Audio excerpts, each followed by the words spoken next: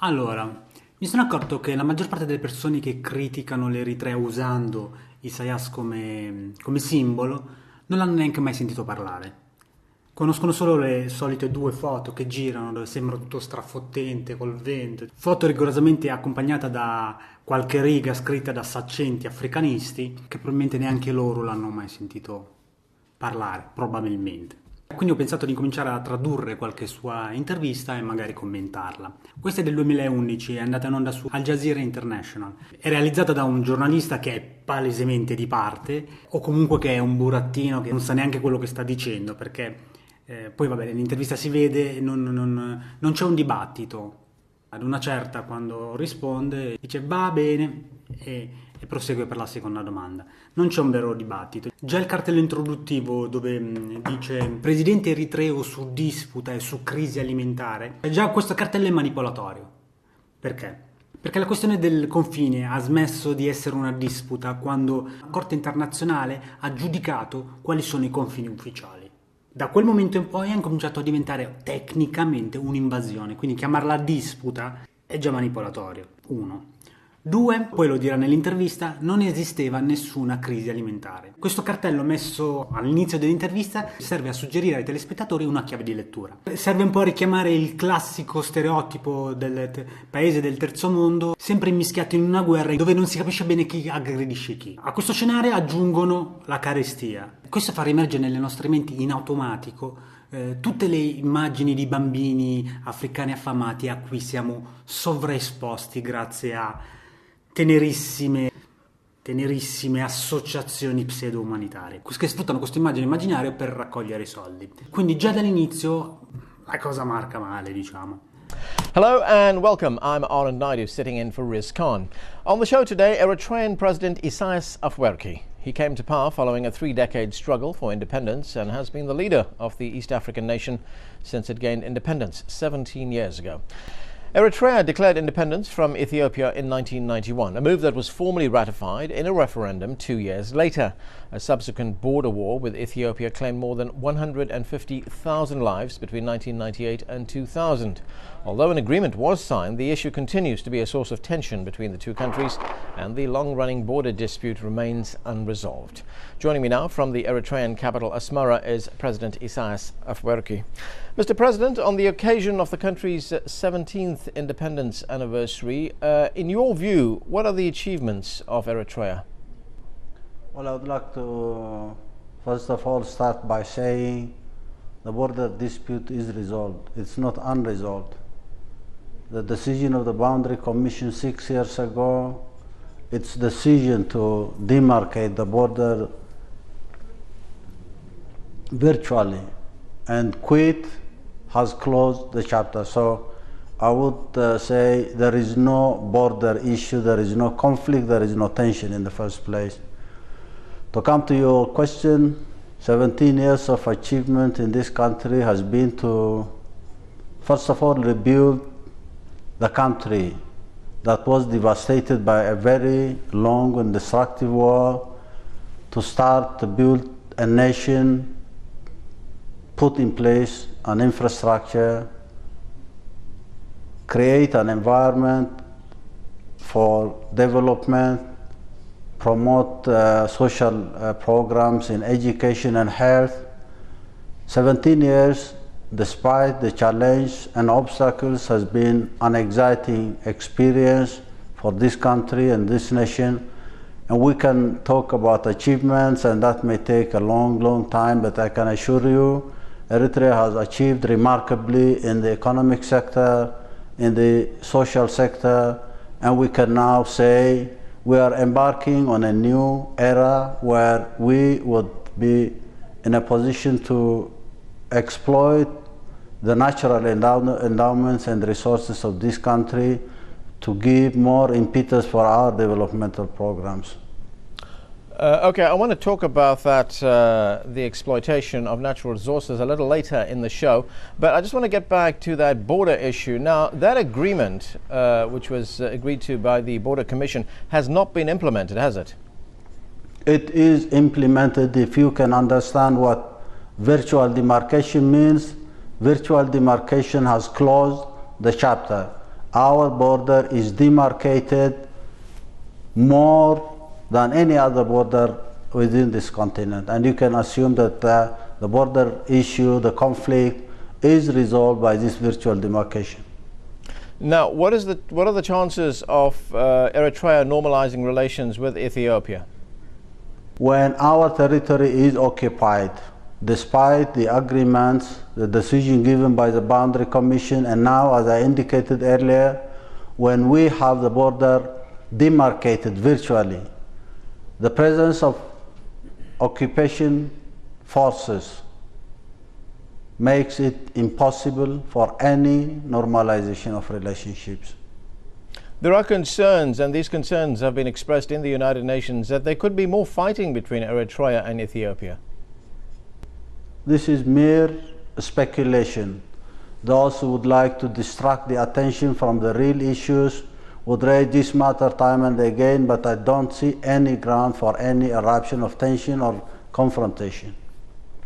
You know, I want to get to Eritrea's relationship with the United States. There have been accusations from the United States that Eritrea is a state sponsor of terrorism, that you support the Islamic insurgents in Somalia. Does that worry you?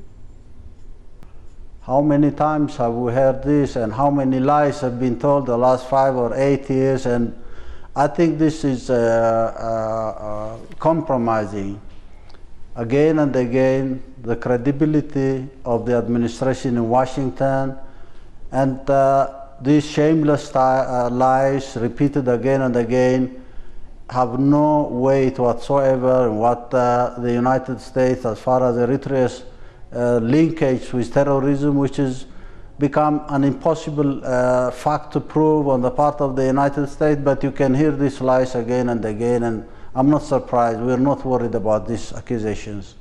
But the United States has also said that it could label Eritrea a state sponsor of terrorism. That could have grave consequences for your country. Allora, questa domanda è parecchio inquietante perché accetta come presupposto il fatto che bisogna piacere agli Stati Uniti. Non c'entra se hai commesso o non hai commesso il fatto. Se gli Stati Uniti ti etichettano, avrai comunque dei problemi. Questo è un meccanismo mafioso e intimidatorio che funzionerebbe sulla maggior parte delle persone. In questo caso non funziona perché hanno a che fare con una generazione che ha speso tutta la sua vita. Lo stesso Isaias, quando ha iniziato a combattere per l'indipendenza, era un ragazzino, aveva sui 20 anni, adesso non ha più 20 anni. Quindi stanno cercando di intimidire una persona, una generazione di persone che nella loro vita hanno combattuto per ottenere una cosa infattibile, che erano minacciate da tutto e tutti, e quindi hanno leggermente i nervi saldi, no? Quindi non funziona questa intimidazione. Voglio sottolineare il fatto che questa domanda fatta così candidamente è sintomo di qualcosa di parecchio grave. But the United States has also said that it could label Eritrea a state sponsor of terrorism. That could have grave consequences for your country. Not at all. No one is worried about these lies, baseless accusations, and you can imagine how many governments, countries, and individuals have been accused of linkage with terrorism when there are no facts on the ground. It's the same story as the weapons of mass destruction. It's the same pattern and trendy behavior we have witnessed all along, and no one in this country is worried about these accusations. You know, one of the accusations from the United States is that Eritrea has supplied arms to the Islamic Courts Union in Somalia. Have you supplied arms to that group?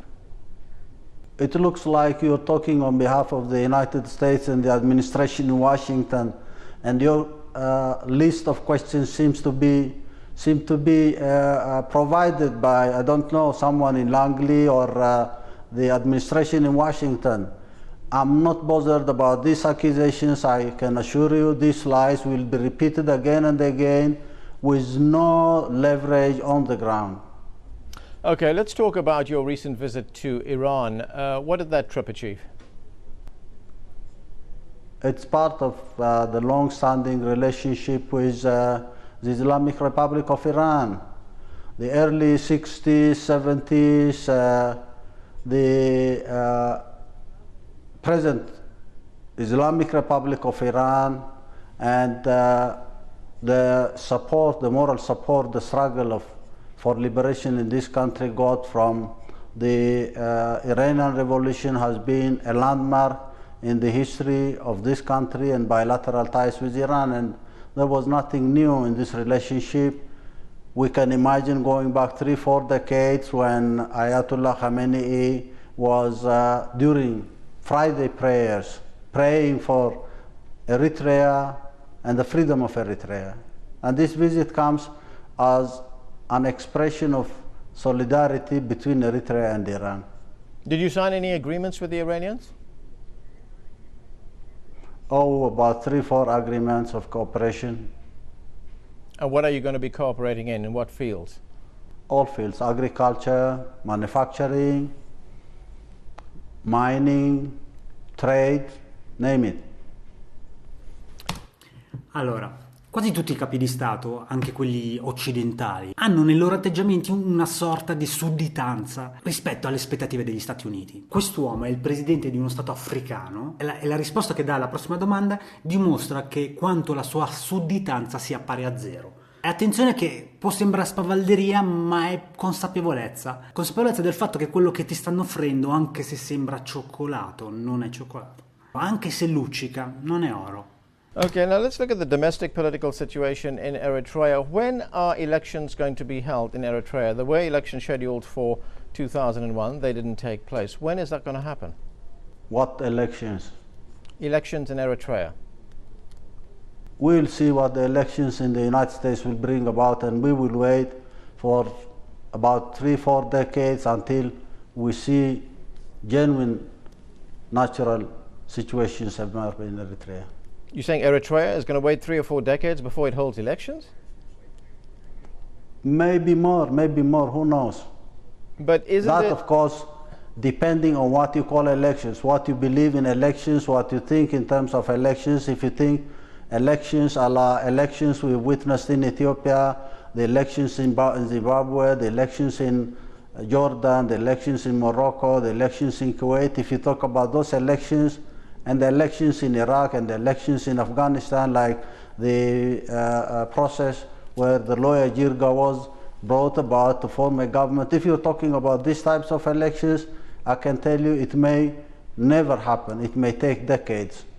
Well, aren't elections a central element of a democracy? And if you don't have elections, then you don't have a democracy. It depends on what you mean by democracy. If you really understand what democracy means, and if you're talking about genuine elections, that's another issue. If you're telling me that the democracy and the elections we have witnessed the last 5 or 10 years promoted by the United States as a separate agenda to serve its interests in a number of regions of this world, I can tell you these are not elections for us. This is not democracy for us.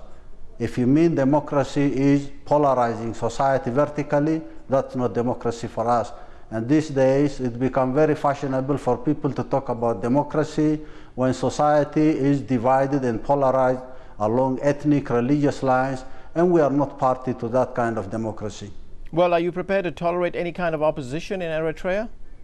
What kind of opposition? Agents hired by the CIA from Langley, or opposition from inside, or any kind of opposition? There was something of a crackdown against the opposition by the Eritreans, by your government in 2001. Journalists never, not at all. Not at all. You are disinformed. There has never been any opposition in this country.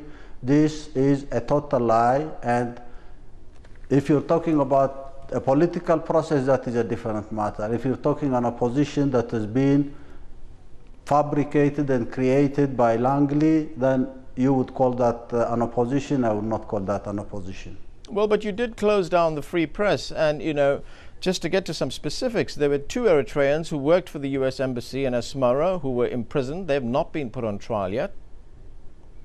You're coming back again with the same list of questions provided to you by the State Department or the CIA, and you're trying to make this issue a political issue in the name of Al Jazeera International. I can assure you, freedom of press, if you mean the press that is financed by conglomerates in the world, financed by military industry in the world. If you think the financing and managing of media, the CNN, BBC, or even Jazeera International, by special interest groups is freedom of press, I can tell you we're not party to that kind of freedom of press.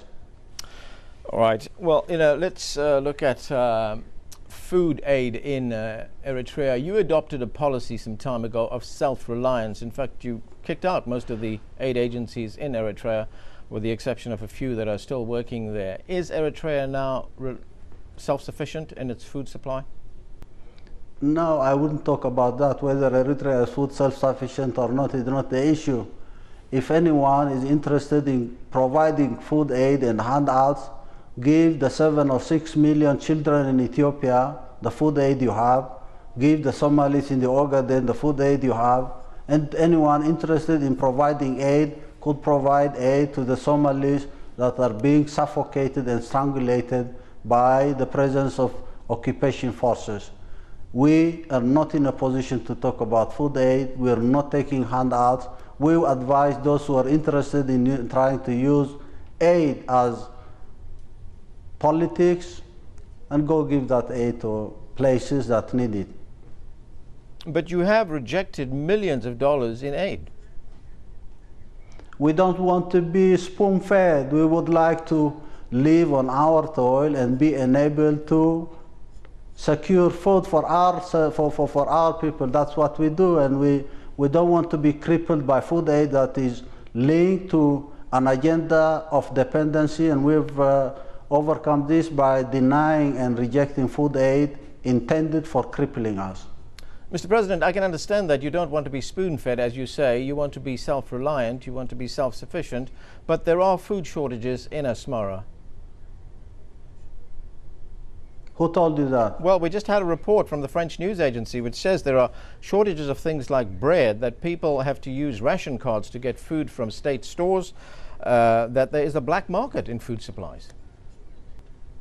This is another fabrication. Go and talk about food shortage in Egypt, food shortage in the United States. Ask people in the streets of the United States who are compromising, who are even sacrificing their breakfast, their dinner, or their supper because the food supplies there are not enough, because prices are going high. And we would like for those who are interested to address this issue, look otherwise. And people telling you that food shortage in Asmara are very unique under the circumstance, that would be a total fabrication. Looking at the future of the Eritrean economy, there is a contract that you have signed with a Canadian company to exploit Eritrea's gold reserves. I want to look at an email that we received from one of our viewers in Connecticut here in the United States, and this is the email from Rahel Sebtu. And the email asks, you recently stated gold deposits in Eritrea were substantial and that production in the Bisha project would begin in 2009. How much gold are we talking about? This is not a new discovery. The gold reserves in this country and reserves in other mineral resources have been discovered 70, 80 years ago by the Italian colonialists when they did a survey of the whole country. We're rediscovering. We're just preparing ourselves for exploiting these substantial resources of gold and other minerals. And at the moment, we're not talking about gold. We would not like to talk about this. We would like to, first of all, put in place a very solid basis and a foundation for the growth and development of our economy. Then comes gold and other resources. When you talk about a solid basis and foundation for your economy, what are you talking about? Because I saw a World Bank report which says that the Eritrean army actually accounts for 11% of your workforce, of your labor force. The World Bank can say anything. They can fabricate figures. We witnessed this happen not only in Eritrea but elsewhere. I wouldn't take World Bank figures seriously. We have a state of war. For the last 10 years we've been involved, we've been forced to mobilize the majority of the young in this country, And that's a duty. We have to defend this country, and we're using that resource for putting in place a solid foundation for the economy of this country. If you have figures talking about 10%, 20% of our economy going to the army or to our defense, this could be a distortion of figures by the World Bank or other financial institutions of an agenda to tell the outside world that the economy is not healthy in this country. When you talk about the mobilization of the country's youth, are you not concerned that there has been a major exodus of youth from Eritrea to other parts of the world? Not at all. Think about the 10 million Mexicans who are crossing the Mexican border to the United States. Think about Africa from west to north to south, moving towards Europe. What do you call that? We don't have that kind of phenomenon in this country. There is an orchestrated sabotage to mislead people, to disinform young, to leave this country, and that is not happening. The numbers coming in the reports of a number of agencies of the United Nations are distorted figures. Nationals from other countries are said to be Eritreans, and that is a deliberate distortion of the reality of the youth in this country. Questa parte, se l'avessi sentita nel 2011 o comunque l'avessi sentita da tempo poi indietro, mi avrebbe fatto strano. L'avrei vissuta come un rifiutare una realtà, perché noi da qui vediamo arrivare una marea di gente. Però l'ho detto anche, credo, nel penultimo video. Io un giorno vorrei vedere i dati, vorrei vedere e confrontare i dati eritrei e i dati europei. Quando dice ci sono persone di altre nazionalità che si spacciano per eritrei, può sembrare complottismo. Non è complottismo, perché poi se vai a vedere come funziona l'accoglienza, ti rendi conto che nessuno di quelli che giudicherà è preparato a capire se una persona è eritrea o è etiope. Non possono capirlo. Gli unici che potrebbero riconoscere queste sfumature sono i mediatori culturali, e la falla sta nel fatto che i mediatori culturali non possono dire se quello è eritreo o etiopico, dire se parla quella lingua e basta. Il tigrinya è parlato anche in Etiopia, quindi c'è una falla enorme che rende credibili queste parole. Spero un giorno di riuscire a vedere una comparazione fra quelli che dicevano che uscivano e quelli che realmente sono usciti. Quanti in realtà erano realmente eritrei. Okay, Mr. President, we're going to have to leave it there. Thank you for joining us. You're most welcome. Bene, finita. Ne metterò anche altri, cercherò di metterne anche altri e di tradurre comunque più cose. Questa cosa secondo me serve ad avere una fonte diretta. È lui che parla, uno si fa un'idea né positiva o negativa. Vorrei solo fare una domanda finale. Cosa succederebbe se questa filosofia, questo atteggiamento che non è permesso neanche a molti paesi europei, cosa succederebbe se questo atteggiamento cominciasse a dilagarsi per l'Africa, no? I capi di stati dell'Africa cominciassero a capire che c'è un altro modello possibile per l'Africa.